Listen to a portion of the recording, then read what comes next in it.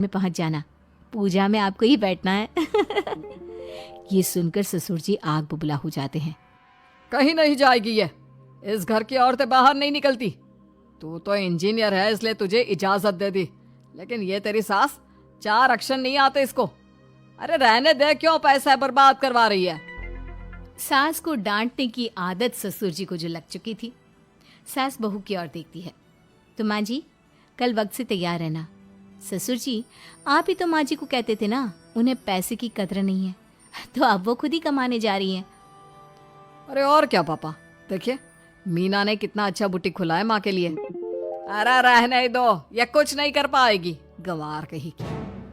ससुर की रजामंदी ना होने के बाद भी सास काम करती है, लेकिन ससुर भी ससुर होता है। एक रोज सास देर से घर आती है। कहाँ घूम रही थी? या कोई वक्त है घर आने का? घर का ठेका क्या आप मर्द लेंगे? अब लगोगी रसोई में, क्योंकि तुम्हारी बहू रानी भी नहीं आई अभी तक। पापा आज बाहर से ही मंगवा लेते हैं। आज बहुत ज़्यादा काम था, किसी की शादी का पूरा कपड़ा सिलना था। कल उन लोगों की ट्रेन थी, खुद बैठ कर काम करवा कर गए हैं। बहू ये पैसे हैं आज के गल्ले के, ज़रा संभाल ले। ससुर देख रहा होता है कि कैसे कल तक जिस औरत को वो बुरा भला कहकर डरा कर रखता था, वो आज उससे ज्यादा कमा रही है। देखते हैं कितना दिन कमाती है। ससुर अब रोज कोई ना कोई ऐसा काम करता जिससे सास का काम बंद हो जाए। फिर एक दिन, हे भगवान 10 बज गया, बुटीक खोलने का वक्त हो गया है, लेकिन ये मेरी साड़ी, इस पर ये क्या गिर गया? पता नहीं किसने क्या डाल दिया, अब क्या करूं? सास दोबारा अलमारी से दूसरी साड़ी निकालती है, फिर उसे प्रेस करती है और किसी तरह बुटीक पहुंचती है जहां पहले से ही कस्टमर खड़े होते हैं। अरे क्या हो गया? लगता है काम चल गया तो मैडम के भाव बढ़ गए। पता है इस धूप में पिछले आधे घंटे से खड़े हैं, पता होता तो वो बगल वाली शॉप में ही दे देते। अरे माफ़ करिएगा, वो क्या हुआ ना, तैयार होकर निकल ही रही थी कि साड़ी में सॉस गिर गया। दोबारा साड़ी चेंज की तो आप आई। ठीक है, लेकिन अब आ गई है तो जरा जल्दी से कपड़े दे दो, हमें जाना है। सास को कस्टमर की बात बुरी लगती है, लेकिन क्या करती, वो जल्दी से सभी को सारा सामान देकर विदा करती है। सारा दिन काम करती है। वो निकल ही रही थी कि एक कस्टमर आती है। जी वो मेरी साड़ी है ना शादी की, उसका लहंगा बनवाना है। हाँ क्यों नहीं, बनवा लो। शादी की साड़ी के साथ इमोशंस जुड़े होते हैं। बिल्कुल सही बोला आपने, परसों मेरी शादी की सालगिरह है तो ज़रा बना देना। अरे नहीं, इतनी जल्दी कहाँ तैयार होता है शादी का लहंगा, कम से कम 4 दिन तो। देखिए आप 2 दिनों में जितना कमाती है ना, वो मैं आपको 1 दिन में दे दूंगी। बस मेरी ये शादी की साड़ी का लहंगा बना दीजिए। सास को भी अब पैसे की लालच आ जाती है। वो सोचती है कि वैसे भी कोई अर्जेंट काम नहीं है तो वो मैनेज कर लेगी। अब ठीक है, नाप दे दीजिए। औरत नाप देकर वहां से चली जाती है। सास सोचती है कि घर जाकर रात में काम करेगी। ये सोचकर वो उस औरत की शादी की साड़ी घर ले आती है। वाह, अब काम घर पर भी ले आ रही हो। हाँ, लेकिन घबराइए नहीं, घर के काम में कोई असर नहीं होगा। सास घर का काम करती है, बहू के साथ खाना बनाती है, खिलाती है, और फिर क्या बात है सासू माँ, बड़ी जल्दी जल्दी काम कर रही हैं आज। सास बहू को सारी बात बताती है। क्यों माँ जी, इतनी भी क्या मेहनत करना? अरे बात सिर्फ पैसे की नहीं है, बल्कि उस बेचारी औरत की इमोशंस की भी थी। ये उसकी शादी की साड़ी है ना। ससुर पास खड़ा सब सुन रहा था। अब देखो, बहुत काम करने का शौक है ना, कैसे भरे बाजार तुम्हारी दुकान खुद तुम बंद करोगी। जब सास पूरी रात काम करके सुबह लेटती है, मौका देखकर ससुर कैंची से साड़ी को काट देता है।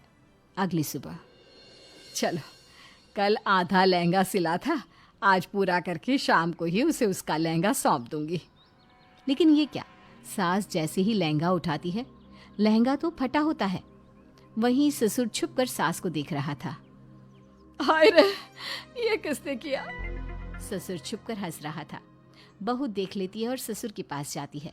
पिताजी, आपसे ऐसी छोटी हरकत की उम्मीद नहीं थी। आप खुद ही दुकान बंद करेगी। ससुर वहां से चला जाता है। सास भी वहां सुबह की पहली किरण के साथ जब मोहन अपने खेत पहुंचा तो उसकी आंखें फटी की फटी रह गईं। जहां कल तक धूल उड़ती थी, आज वहां घुटनों तक ऊंची हरी भरी फसल लहलहा रही थी। बड़े बड़े चमकदार आलू और मोतियों जैसे मटर के दाने। तभी वहां से काला गुजरा। काला हैरानी और चिढ़ के साथ, अरे मोहन, ये क्या तमाशा है? कल शाम तक तो यहाँ मिट्टी उड़ रही थी और आज एक ही रात में इतनी बड़ी फसल। कौन सा गड़ा हुआ खजाना हाथ लग गया है तेरे?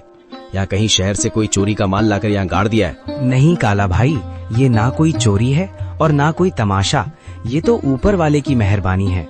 कल एक घायल चिड़िया की मदद की थी, बस उसी की दुआओं ने आज ये रंग दिखाया है। देख भाई, कितने सुंदर आलू और मटर है, तू भी थोड़े घर ले जा। दुआएं? चिड़िया मुझे बेवकूफ समझता है। ये जरूर कोई काला जादू है। जोर से, मुझे तेरे खैरात की जरूरत नहीं है मोहन। याद रख, जो रातों रात उगता है वो रातों रात ढल भी जाता है। काला के मन में शांति नहीं थी। वो जानना चाहता था कि मोहन को ये सब मिला कैसे। वो बिल्ली के कदमों से मोहन के टूटे हुए घर के पीछे पहुंचा और खिड़की से कान लगाकर सुनने लगा। अंदर मोहन, बिमला और माँ बातें कर रही हैं। मोहन, मुझे अब भी यकीन नहीं होता। वो सुनहरी परी सच में हमारे लिए फरिश्ता बनकर आई थी। उसने कहा था ना कि जब तक दिल साफ रहेगा ये फसल बढ़ती रहेगी। हाँ बिमला, उसने उसी बरगद के पेड़ के पास दर्शन दिए थे जहाँ से मैं रोते हुए लौट रहा था। वो दिव्य प्रकाश, वो ममता भरी आंखें, मैं कभी नहीं भूल सकता। काला भाई को शक हो रहा था, पर उसे कैसे समझाऊं कि ये सब दया का फल है। काला खिड़की के बाहर बुदबुदाते हुए, अच्छा तो ये बात है। बरगद का पेड़, परी और सुनहरी पोटली। अगर उस भीख मंगे मोहन को परी मिल सकती है तो मैं तो उससे कहीं ज्यादा चालाक हूँ। मैं भी कल उसी पेड़ के पास जाऊंगा और उस परी से सब कुछ छीन लूंगा। काला सुबह सुबह उसी बरगद के पेड़ के नीचे पहुंच गया। उसने एक जाल बिछाया और एक चिड़िया के आने का इंतजार करने लगा। उसने सोचा कि वो किसी चिड़िया को घायल करेगा और फिर उसकी मदद का नाटक करेगा। कहाँ है वो परी? ओ चिड़िया, बाहर निकल। देख, मैं तेरे लिए कितने दाने लाया हूँ। बस एक बार मेरे सामने आ जा और मुझे वो मखमली पोटली दे दे। मुझे आलू मटर नहीं, मुझे सोना चाहिए, चांदी चाहिए। मैं उस मोहन से बड़ा आदमी बनना चाहता हूँ। काला घंटों चिल्लाता रहा। कभी रोने का नाटक करता तो कभी लालच में पेड़ की टहनियां हिलाता, लेकिन वहाँ सन्नाटा छाया रहा। अचानक एक तेज ठंडी हवा चली और एक आकाशवाणी हुई। काला, प्रार्थना हृदय से की जाती है, लालच से नहीं।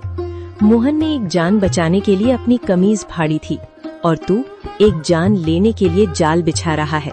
जा, तुझे कुछ नहीं मिलेगा क्योंकि तेरा मन ईर्ष्या की राख से भरा है। लालच की फसल कभी मीठी नहीं होती। नहीं, ये नाइंसाफी है। उस गरीब को सब कुछ और मुझे कुछ नहीं। अगर मुझे नहीं मिला तो मैं मोहन का भी कुछ नहीं रहने दूंगा। मैं आज रात उसके खेत को शमशान बना दूंगा। मोहन ने पहली फसल घर लाई। बिमला ने जब आलू और मटर की सब्जी बनाई तो उसकी खुशबू पूरे गांव में फैल गई। बीमार माँ ने जैसे ही एक निवाला खाया, उनके चेहरे पर रौनक आ गई। पिताजी, ये आलू तो बहुत मीठे हैं। क्या ये सचमुच हमारे खेत के हैं? अब मुझे स्कूल जाने के लिए नया बस्ता मिलेगा ना? हाँ मेरे बच्चे, अब हम कभी भूखे नहीं सोएंगे। बिमला देखो, भगवान ने सुन ली। आज माँ की आंखों में चमक देखी? ये उन जादुई बीजों का ही प्रताप है। बिमला आंखों में आंसू भरकर, मैं तो डर गई थी मोहन।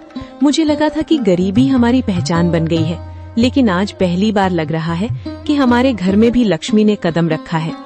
पर मुझे उस काला से डर लगता है। उसकी नजरें हमारे खेत पर जमी हैं।